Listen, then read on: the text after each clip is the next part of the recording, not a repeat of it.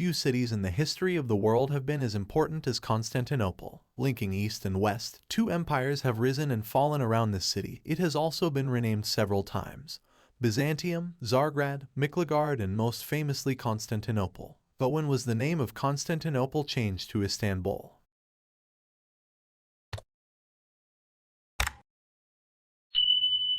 It was settled by the Greeks in the 7th century BC, then it was called Byzantium. Its name was changed several more times by the Romans: Augusta Antonina, Nova Roma. Then came Emperor Constantine. He first chose Sardica as his capital, but later moved it to Byzantium, naming it Constantinople. The city was known by this name for the next 1,000 years, but some in the Roman Empire also called it Byzantium or Hipolis. On the other hand, the city was known as Constantinii to the Arabs outside the Byzantine Empire, after the city of Constantinople was incorporated into the Ottoman Empire in 1453. Its two names spread, with documents mainly using Constantinii, while the city was known to many residents as Istanbul. This rivalry between Istanbul and Constantinople finally ended in 1876, when the official constitution changed its name to Istanbul. However, the name Constantinople was used by other countries until World War I and the collapse of the Ottoman Empire. Kemal Ataturk took the initiative to change it.